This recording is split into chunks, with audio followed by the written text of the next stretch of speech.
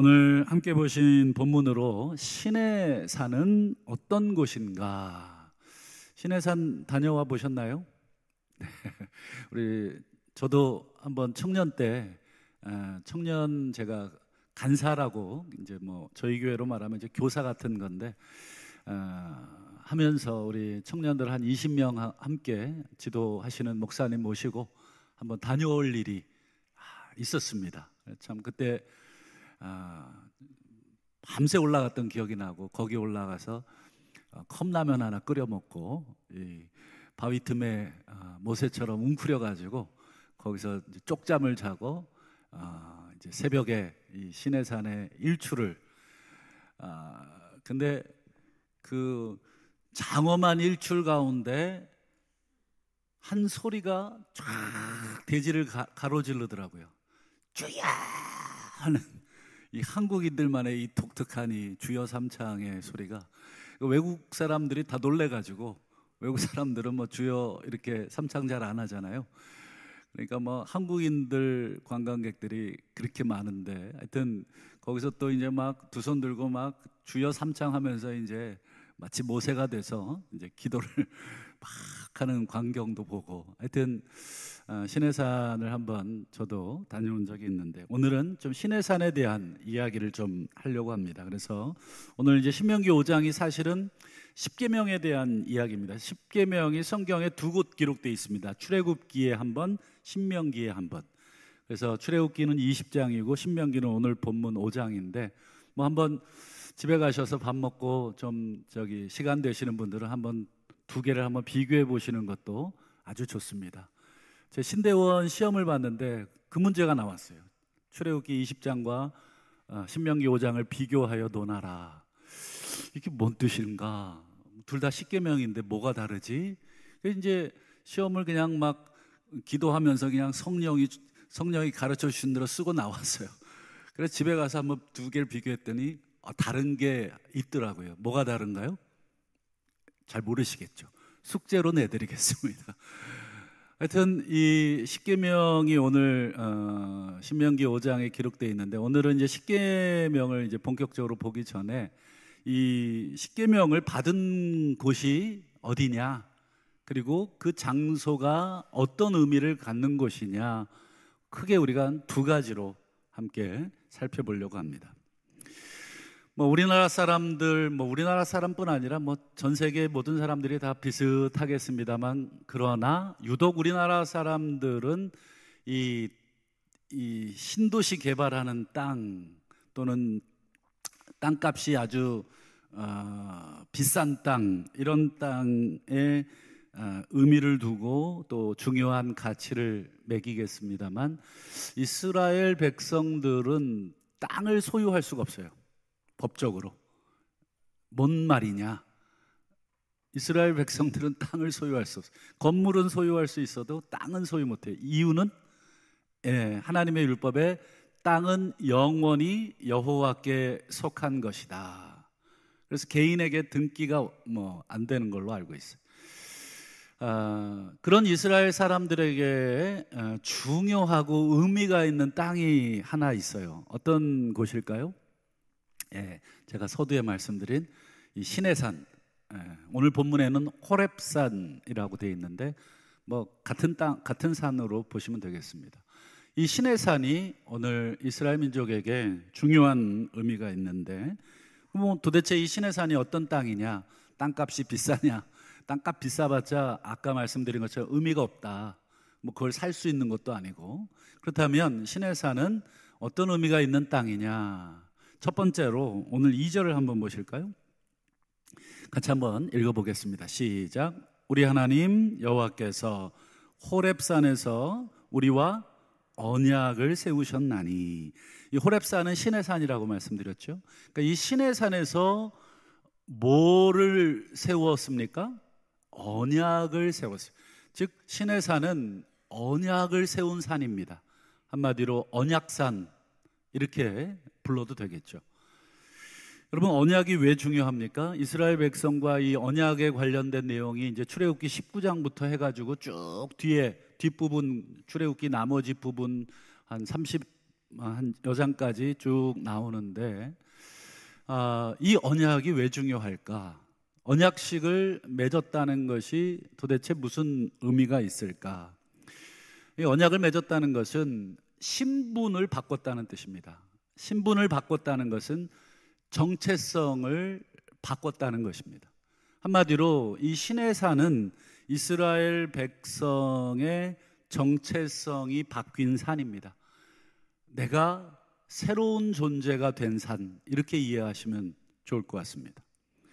여러분, 이스라엘 백성들이 애굽 땅에 있을 때의 그들의 정체성, 그들의 신분은 뭐였습니까? 노예였습니다. 노예. 그런데 하나님이 그 노예들을 불러다가 구원하셔서 홍해를 건너게 하시고 지금 시내산에 지금 도달하게 하셨어요. 그리고 그 시내산에서 언약식을 맺으시면서 그들의 신분을 이렇게 정의하십니다. 한번 그 부분을 한번 보죠. 출애굽기 19장 5절과 6절 보실까요? 여기 보면 이제 너희가 내 언약을 지키면, 이게 이제 언약식에 대한 표현이잖아요. 언약을 지금 하나님이 베풀고 있고 그 언약의 말씀을 잘 지키면 너희는 모든 민족 중에 내 소유, 그 다음에요, 너희가 내게 대하여 제사장 나라. 이건 또 이건 노란색인데 이렇게 잘못되어 있네요. 제사장 나라. 그리고 마지막에 거룩한 백성. 세 가지로 정체성이 바뀝니다. 첫 번째가 하나님의 소유, 두 번째가 제사장 나라, 마지막 세 번째가 거룩한 백성. 이스라엘 백성들이 한 거가 뭐가 있을까? 이스라엘 백성들이 하나님의 소유가 되기 위해서, 제사장 나라가 되기 위해서, 거룩한 백성이 되기 위해서 뭘 했나? 성경 출애굽기를 아무리 찾아봐도 한 게 없어요. 그런데 하나님께서 노예였던 사람들을 불러다가, 대대로 노예였습니다. 400년 동안 노예니까 내가 태어나 보니까 아빠도 노예, 엄마도 노예, 할아버지, 할머니도 노예, 증조부, 고조부 다 노예예요. 400년 노예입니다. 엄청나잖아요. 여러분, 조선왕조가 몇 년입니까? 500년이라 그러잖아요. 그러니까 거의 조선왕조 맞먹는 그 기간만큼 노예로 살았던 사람들인데 뭘 했나?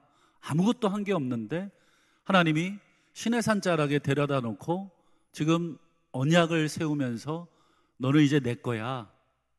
그리고 너희들은 이제 내 제사장이 될 거야. 그리고 너희들은 이제 노예가 아니라 내 거룩한 백성이 될 거야. 이게 도대체 실감이 나지를 않습니다. 이게 도대체 무슨 일인가? 내가 뭔가를 좀 잘해서 그 보상으로 이렇게 어떤 주어지는 신분의 변화가 아니고 그냥 일방적으로 하나님께서 그렇게 선언을 하신 것입니다. 그래서 제가 이걸 어떻게 이해하면 좀 실감이 날까 좀 생각을 해보다가 한번 사진을 한번 좀 준비를 해봤는데, 첫 번째 사진을 한번 보실까요? 좀 아침부터 좀 징그럽긴 한데, 이게 뭐 같으세요? 애벌레입니다. 애벌레. 이게 어떤 애벌레인지는 모르겠습니다만 막 꾸물꾸물 까만 색깔의 이 애벌레, 이거 실제로 이제 애벌레를 손에 얹어놓고 찍은 사진입니다. 근데 여러분, 이 징그러운 애벌레가 이제 어떻게 바뀌는가? 두 번째 한번 사진을 볼까요? 이렇게 바뀌네요. 그래서 오른쪽에 아까 그 애벌레가 보이시고 그 위에 이제 나비. 이게 이제 미국산 호랑나비라고 합니다. 그래서 이 애벌레가 이 나비, 이게 두 개를 갖다가 비교해 놓으면 이게 도대체 같은 존재라고 보여지지가 않죠. 완전히 다른 존재인데 사실은 같은 존재입니다. 이렇게 바뀔 수 있구나. 저 애벌레 안에 이런 아름다운 나비가 숨겨져 있었구나. 그 나비를 어떻게 보면 애벌레가 허물을 벗고 그 안에서 이제 나온 거죠. 그러니까 이스라엘 백성을 좀 실감나게 묘사하기 위해서 좀 이 애벌레랑 나비 사진을 좀 보여드렸는데 어떻게 좀 실감이 나십니까? 나시면 다행이고, 안 나신다 그러면 한번 나비애벌레를 한번 키워보시면 좋겠고, 정말 이 노예에서 느닷없이 제사장으로, 이게 이제 마치 뭐 거지에서 우리나라 대통령처럼 되는 거죠. 이게 지금 이게 받아들여지기가 나도 어렵고 너도 어렵고, 아니 제가 무슨 대통령이야, 아니 제가 무슨 제사장이야. 지금 방금 전까지만 해도 불과 한두 달 전이에요. 얼마 되지도 않았습니다. 한두 달 전만 해도 지금 애굽 땅에서 벽돌 굽던 애들입니다. 평생 노예로 살던 사람들이에요. 뼛속까지 노예 근성으로 가득 차 있어요. 그런 사람 지금 데려다가 하나님이 한 달 만에 시내산 자락에 데려다 놓고는 거기서 언약을 맺고, 너는 이제 내 거야, 제사장이야, 거룩한 백성이야. 실감이 되질 않아요. 뭐 꼬집어 본다고 실감 날 게 아닙니다. 제가 고등학교 때 고등학교 때 전체적으로 고등학생들은 전체적으로 우울해요. 왜냐하면 입시를 앞두고 있으니까 돌아서면 시험입니다. 매일 쪽지 시험 봐야죠. 그다음에 월별 시험이 있었고, 중간고사, 기말고사, 중간중간에 이제 모의고사까지. 그럼 아주 그냥 시험의 연속입니다. 제대로 정리도 안 된 채로 또 시험을 봐야 되고, 수업량은 막 쏟아지고, 저희는 수학을 선생님 두 분이 들어와서 앞에서부터 그리고 중간에서부터 동시에 가르쳤어요. 한 학기 만에 다 끝내야 되니까 1학기에 주요 과목들을 다 끝내니까 머릿속에 그냥 온통 집어넣기 바쁘셨어요. 근데 이제 다 우리 그 시절을 다 겪으셔서 아실 텐데, 조금 제 마음이 불편했던 그 시기가 있었습니다. 고등학교 다닐 때. 어떤 시기였냐면 1등부터 꼴등까지 자리를 정해놨어요. 그러니까 여기 앉은 애는 1등이고 저 뒤에, 죄송합니다, 저 뒤에 앉으신 분은 꼴등이에요. 이해가 되시죠? 1등부터 10등, 11등부터 20등, 21등부터 이렇게 해서 저희가 68명이었는데 여기서부터 68등이에요. 그러니까 선생님들 딱 들어오면 2등 이렇게 불렀어요. 2등 일어나. 11등이냐? 일어나. 저쪽은 보지도 않으셨어요. 자라, 자. 떠들지 말고 자. 이렇게. 이게 도대체 뭔가. 제가 다니는 고등학교가 이 기독교 정신으로 세워진 미션 스쿨이었어요. 평양에 있던 학교였고, 그 6.25 동란에 이제 학교가 폐쇄되면서 이 남쪽으로 내려온 동문들이 이제 이 전쟁 끝나면 다시 갈 거라고 임시 막사를 세워놓고 이제 아이들을 계속 가르쳤던 그 학교였는데, 결국 이제 남북으로 갈려지면서 이제 그냥 그 자리에 학교를 세운. 그래서 이제 늘 토요일 오전에 예배를 드렸어요. 제가 또 예배부장이었습니다. 그래서 또 예배도 인도하고, 또 이렇게 찬양대 서가지고 찬양도 하고. 이 기독교 정신으로 세워진 학교인데 이 교장 선생님이 그랬을 리는 없고, 이게 이제 1등부터 꼴등까지 이렇게 자리 정해놓고 그렇게 아이들을 가르쳤어요. 그런 의도는 아니셨겠습니다. 온통 점수로 우리 학생들의 인격을 판단하고 점수로 그들의 인생을 평가하는 느낌, 그런 느낌을 받았어요. 그래서 쉬는 시간만 되면 아무도 자리에 앉아 있지 않아요. 쉬는 시간만큼이라도 그걸로 평가받고 싶지가 않은 거예요. 물론 공부 잘하는 애들은 늘 앉아 있지만 저 뒤에서 있던 애들은 그냥 다 서 있는 거예요. 그러니까 다른 반 애들이 와도 잘 모르도록, 한참 사춘기 나이 아닙니까? 이 성적으로 보이지 않게 선생님들에게 이렇게 낙인을 찍혀야 되고, 친구들 사이에 비교를 당하면서 그렇게 컸잖아요. 어떤 느낌이었냐면 좋은 대학에 못 가면 너희들 인생 실패자야, 낙오자야 라는 생각을 이 무언의 가르침으로 이 교육을 받은 느낌이었습니다. 저야 자존감이 워낙 높아서 그런 거에 큰 개의치 않고 꿋꿋하게 앉아서 놀았지만 대부분의 학생들은 그렇지 않았죠. 제가 나중에 예수님을 인격적으로 고등학교 때 만난 거예요. 그리고는 제가 일주일에 성경을 한 150장씩 읽었어요. 150장 별로 놀라질 않으시는 것 같은데 150장 읽으려면 하루에 20장을 읽어야 됩니다. 27에 14. 하루에 고등학생이 성경 20장 읽는 거 굉장히 어렵습니다. 제가 한번 해보니까 하루에 꼬박 2시간을 정독을 해서 읽어야 한 20장을 읽습니다. 제가 예수님을 만나니까 제가 성경을 읽으니까 내 정체성은 그게 아니구나 하는 것을 새롭게 인식을 했어요.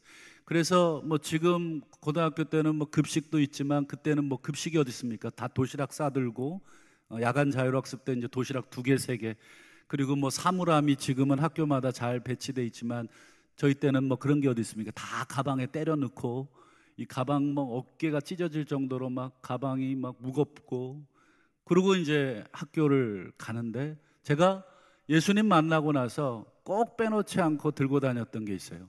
그게 성경이었습니다. 이 성경을 제가 일부러 가지고 다녔어요. 가방도 무거워 죽겠는데 이 성경을 들고 간 이유는 들고 간 게 아까워서라도 읽게 되기 위해서 이 성경을 꼭 가지고 갔습니다. 그래서 저희 때 영교시라고 1교시 시작하기 전에 이제 자율학습 할 때 아이들 공부하기 바빴지만 성경을 읽어야 된다. 왜냐하면 성경을 통해서 내가 성적에 의해서 내 인격이 판단되어지고 또 성적에 의해서 내 인생이 선생님들에 의해서 조롱당하고 이런 것이 아니라는 것을 새롭게 깨닫고는 나는 하나님의 백성이고 하나님의 소유고 하나님이 나를 제사장 삼았구나 라는 것을 깨닫게 되었기 때문에 그렇습니다. 근데 내가 예수님을 만나고 나니까 정말 공부를 해야 되겠다 하는 생각을 하게 됐어요. 그때는 그냥 대학 가기 위해서 그냥 선생님들이 성적 따라 이 자리에 앉히는 거 꼴 보기 싫어서 내가 한 칸이라도 앞으로 와야 되겠다. 내가 쟤보다는 앞에 앉아야 되겠다. 그런 목표로 공부를 솔직하게 했는데 예수님을 만나고 내가 누구인지를 알게 되니까 이제 누구랑 경쟁하는 게 의미가 없어졌어요. 내가 쟤를 이겨서 뭐하냐. 그저 하나님 앞에서 내가 최선을 다해서 공부하는 것, 그것이 내가 지금 학생으로서 내가 할 일이기 때문에 지금 학생으로서 내가 엄마 아빠의 역할, 돈을 벌어온다든지 가정을 책임져야 된다든지 그런 역할이 내게 있는 게 아니라 나는 지금 학생이니까 학생으로서 뭘 해야 됩니까? 제가 기도 시간에 하나님 앞에 물어봤어요. 하나님, 내가 하나님을 알게 됐는데 내가 지금 고등학생인데 뭘 해야 됩니까? 그랬더니 제가 조금 과장을 조금 해서 하나님이 뒤통수를 딱 때리시더라고요. 뭘 하긴 뭘 해. 네가 학생인데 공부나 해. 제가 진짜 뒤통수를 한 대 얻어맞은 것처럼 그렇구나. 나는 지금 공부해야 되는 때구나. 내가 예수를 제대로 알게 되고 내가 누군지를 말씀을 통해서 알게 되니까 나는 지금 공부하는 것이 내가 지금 제사장으로서의 역할을 하는 것이구나 하는 것을 처음 깨닫게 됐어요. 그래서 여기 혹시 자녀들을 두신 학부모님들 계시면 아이들 대학 좋은 데 가라고 공부시키지 말고 정말 공부를 제대로 시키시려면 예수님 만날 수 있도록 도와주시는 것이 진짜 우리 아이들 인생의 공부의 목적을 깨닫게 해주시는 것입니다. 좋은 선생님 붙여주고 비싼 과외 선생님 붙여주는 것도 부모로서 필요한 일이시겠지만 정말 성경 읽자. 성경에 하나님이 너를 얼마나 사랑하는지를 한번 발견하자. 차라리 성경 읽고, 여러분 그 성경에 아이들이 큐티했을 때 그 과외비를 차라리 아이들 용돈으로 주신다면 아이들이 놀랍게 바뀌지 않겠습니까? 제가 예전에도 한번 말씀드렸는데, 저희 고등학교 우리 아이들 클 때 제가 금요기도에 오면 10,000원씩 용돈 더 줬어요. 그리고 아빠한테 기도 받으러 오면 10,000원 더 줬어요. 그리고 고등학교 2학년 때 우리 아이들 한참 공부해야 되지만 인생에 있어서 공부보다 더 중요한 가치가 혹시 있지 않겠니? 아빠 따라서 한번 선교 한번 가볼래? 그래서 제가 선교를 데리고 다니기 시작을 했어요. 세상은 뭐 좋은 간판 따고 좋은 대학 가서 거기서 열심히 공부해서 좋은 학점 따서 또 좋은 대학교 가서 저 친구보다 내가 월급 조금 더 받는 직장 다녀서 어깨에 으스대고, 야 내가 너보다 가치 높아, 내가 너보다 더 괜찮은 놈이야, 이렇게 의시되게 만들지만 성경은 한 번도 그렇게 만들질 않았다는 것을 깨달았어요. 여러분, 나는 어떻습니까? 오늘 시내산에서 하나님이 노예였던, 대대로 노예였던, 400년 동안 노예였던 이 백성을 이끌어내셔서 그냥 아무 조건 없이 너희들은 내 소유다, 아무 조건 없이 너희들은 내게 제사장이고 너희는 거룩한 백성이라고 그 언약식을 맺었는데, 오늘 우리들도 이 시내산에서 하나님을 만났던 이스라엘 백성들처럼 나도 하나님이 이끌어주시는 시내산에 내가 도착해 본 적이 있는가? 그 시내산에서 내가 하나님과 언약식을 맺어본 적이 있는가? 하나님, 이 평생에 내 인생은 하나님의 것입니다. 내 인생은 하나님의 소유입니다. 내 인생은 하나님의 제사장입니다. 하나님 땅과 하늘 사이에 세워주신 제사장, 그게 바로 나라고 하는 존재입니다. 여러분, 우리가 정말 이런 뜨거운 감격이 우리에게 있었습니까? 그래서 세상을 보는 눈이 바뀌고, 그리고 나를 보는 눈이 바뀌고, 사람을 보는 눈이 바뀌고, 성공을 평가하는 기준이 바뀐 경험이 있습니까? 아니, 예수의 옷은 덧입었는데 여전히 나도 세상 사람들하고 똑같은 기준으로 예수만 믿었지, 세상을 바라보고 성공을 바라보는 관점도 그저 돈 많이 버는 것이 성공이고 공부를 잘하는 것이 성공이고, 그게 나쁘다는 의미가 아니라 그 관점으로 여전히 내가 세상을 바라본다면 아직까지 우리는 시내산에서 하나님을 만난 그 언약의 경험이 있느냐? 아직 눈이 바뀌질 않았어요. 공부를 바라보는 관점, 직업을 바라보는 관점, 사람을 바라보는 관점, 이런 것이 도무지 세상과 똑같은데 내가 뭘 하나님의 제사장입니까? 그냥 무늬만 제사장이고 세상 사람들하고 똑같은 것이죠. 그러나 오늘 하나님이 우리를 시내산으로 끌고 오셔서 그곳에서 언약을 맺으시고 노예의 옷을 벗기시고, 이제 너희들은 더 이상 노예의 시각으로, 노예의 눈으로 이 세상을, 너희 자신을, 사람들을, 이 사회를 바라보지 말고 이제 내 소유로, 제사장의 눈으로, 하나님의 거룩한 백성의 시각으로 삶을 바라보고 가치를 매기고 평가하라고 오늘 시내산에 데리고 오신 것입니다. 이것이 시내산이 가지고 있는 첫 번째 의미입니다. 여러분, 이런 영적인 장소가 내 인생에 있으십니까? 정말 하나님 앞에 내 인생 전부를 고백하면서, 하나님, 저는 하나님의 것입니다, 눈물과 콧물을 쏟아가면서 고백했던 이 영적인 시내산과 같은 곳이 우리 인생에 있습니까? 아직 없으십니까? 그렇다면 오늘 이후로 하나님, 저에게도 시내산을 허락해 주시고 저도 시내산 좀 데려가 주시고 저도 그 시내산에서 하나님 언약 좀 맺어 주십시오. 내 인생을, 내 삶을 바라보는 가치가 완전히 바뀔 수 있도록 아버지, 내 눈 좀 뒤집어 주십시오. 여전히 세상 관점에서 바라보면서 내가 목사네, 내가 장로네, 내가 권사네, 내가 집사네, 우리 하나님 앞에서 너무 부끄럽습니다. 하나님, 이렇게 나를 바꿔주옵소서. 이것이 시내산이 가지는 첫 번째 의미입니다. 이제 시내산이 가지는 두 번째 의미가 있습니다. 여러분, 정말 안타까운 것은 여러분, 언약식이 맺어지고 있는 그 우스갯소리로 언약서의 잉크도 지금 채 다 마르지도 않았는데, 여러분, 시내산 그 밑에는 무슨 일이 벌어지고 있습니까? 모세가 안 보인다고 원망하기 시작하고 또 불평하기 시작합니다. 이스라엘 백성들의 원망과 불평에 못 이겨서 아론이 금송아지를 만들어요. 그리고는 금송아지 만들고 백성들이 뭐라고 외치는지 여러분 기억나실 것입니다. 이스라엘아, 이는 너희를 애굽 땅에서 인도해낸 너희의 신이로다. 여러분, 금송아지 만들어 놓고 이게 우리를 애굽에서 인도한 우리의 하나님이라고 합니다.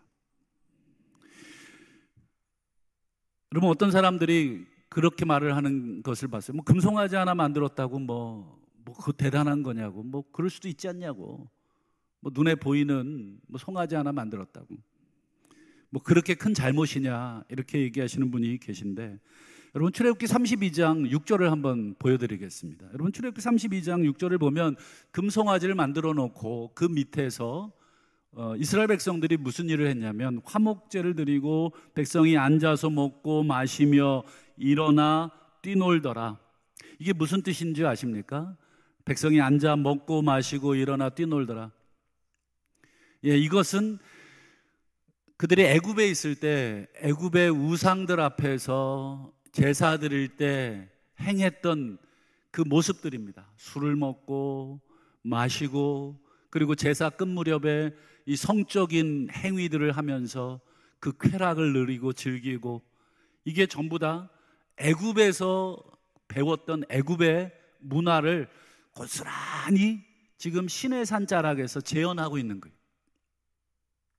시내산 자락이 어떤 자락입니까? 하나님과 지금 언약식을 맺고 있어서 노예의 옷을 벗기고 하나님의 백성의 옷을 입고 거룩한 제사장의 옷을 입고 거룩한 백성의 옷을 입고 있는 그 자리에서 그들은 그 옷을 다시 벗어버리고 애굽에서 가지고 나왔던 그 누더기를 다시 꺼내서 입고 앉아서 먹고 마시고 일어나서 춤을 추고 놀고 있는, 즉 애굽에서 배웠던 400년 동안 보고 배웠던 그 애굽의 그 타락한 문화, 타락한 종교의 형태들을 지금 하나님 앞에서, 지금 우리를 출애굽시킨 이 신도 우리가 이렇게 제사를 드리면 기뻐하실 거다. 애굽 사람들이 그렇게 자신들의 신을 즐겁게 해줬고, 그리고 자신들도 그렇게 즐거워했으니까 하나님도 우리가 먹고 마시고 취하고 음행하고 하는 모든 행위들을 통해서 하나님도 틀림없이 기뻐하실 거다.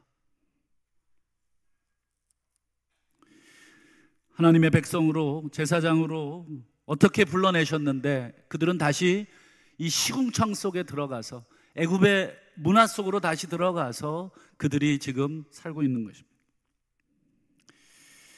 이제 여러분, 우리에게 스스로 질문을 하나 던지고 말씀을 정리하려고 합니다. 여러분, 나는 누구입니까?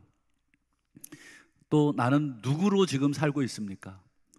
여전히 출애굽한 백성의 옷을 입고 있는 것처럼 보이는데, 혹시 내 안에는 여전히 애굽에서 살던 그 노예, 그리고 죄의 그 노예로서의 내 삶이 여전히 내 안에, 이 두 개의 모습이 내 안에 여전히 있으면서 어느 한쪽에 정확하게 내가 발을 놓지 못하고, 이쪽에다가 한 발을 놓고 이쪽에다가도 한 발 놓고 애굽에다가도 한 발 놓고 하나님께도 한 발 놓고, 여차하면 내가 하나님 제사장이라 그러고 여차하면 내가 애굽의 백성이라 그러고, 나는 지금 어떤 존재로 살고 있는가? 한번 오늘 시내산 자락에서 보여준 이스라엘 백성들의 두 가지 모습, 언약식을 하고 있는 그 아름다운 숭고한 순간에 그들은 음행을 하고 먹고 마시고 뛰놀고 애굽의 문화 속에 다시금 부패하고 배신하고 하나님을 진노케 하는 그 모습. 여러분, 예배당에서는 이렇게 거룩한 척 우리가 예배드리고 있는데 세상에 나가서는 어떻습니까? 라고 우리가 질문을 해봐야 되죠. 세상 사람들의 방식대로 나도 여전히 그렇게 살면서 내가 여기 와서는 또 하나님의 백성인 것처럼 찬양하고 있지는 않은가. 또 여기서 찬양하면서 밖에 나가서는 세상의 기준, 애굽의 그 문화, 먹고 마시고 뛰놀고 애굽의 가치대로 내가 살고 있으면서 나는 괜찮다, 혹시 이렇게 생각하고 있지 않은가. 생각하는 방식이 여전히 애굽 방식이고 살아가는 삶의 방식이 여전히 애굽에 살던 방식인데, 그렇다면 나는 아직 시내산에 도착해 보지도 못한 것입니다. 나는 아직 시내산에서 하나님을 만난 적도 없는 사람인 것입니다. 아니, 도착은 했다고 해도 여전히 불평과 불만 속에 금송아지를 만들어 놓고 겉모양으로는 하나님의 백성이지만 속으로는 금송아지를 섬기는, 먹고 마시고 뛰놀고 있는 그런 이중적인 존재인 것입니다. 마지막으로 우리 신명기 5장 29절 말씀을 한번 보시죠. 우리 하나님이 이렇게 촉구하십니다. 항상 이 같은 마음을 품어라. 나를 경외하며 내 모든 명령을 지켜서 그들과 그 자손이 영원히 복받기를 원한다. 이게 하나님의 마음이셨습니다. 하나님이 시내산 자락에 이스라엘 백성을 데려다 놓고 애굽의 모든 옷을 다 벗기고 그들의 생각을 다 바꾸시고 그들의 삶의 방식을 다 바꾸라고 하면서 항상 하나님 앞에서 내가 제사장이라는 마음, 내가 거룩한 백성이라는 마음을 품고 두려운 마음을 가지고 하나님을 섬겨라. 그래야 너와 내 자손들이 영원히 내 앞에서 복을 받을 것이다. 바라기는 오늘 이 자리에 우리 계신 분들께 제가 초청합니다. 여러분, 정말 하나님 시내산에서 만나셨습니까? 아니, 만나신 지가 너무 오래돼 가지고 제사장 옷이 다 누더기 옷이 됐는데 여전히 나는 제사장이라고 착각하고 있지는 않습니까? 우리 스스로에게 다시 물어보시고 다시금 우리의 옷을 정돈하시고 내가 입고 있는 옷은 제사장의 옷인지 노예의 옷인지, 내가 하는 말은 제사장의 말인지 노예의 말인지, 내가 하는 행동은 제사장의 행동인지 노예의 행동인지 다시 한번 정직하게 이 시간 성령 앞에서 우리 자신을 들여다보고 성령이 우리 각자의 심령에 말씀해 주시는 그 음성에 우리가 굴복하시고 회개할 부분은 회개하시고 다시금 새롭게 결단한 부분은 또 새롭게 결단하심으로 우리 하나님께서 예배해 놓으신 그 복을 영원토록 우리와 우리 자손들이 하나님 앞에서 다 받아 누리시는 복된 인생, 감사한 인생, 제사장의 인생 되실 수 있기를 우리 주님의 이름으로 간절히 축원합니다.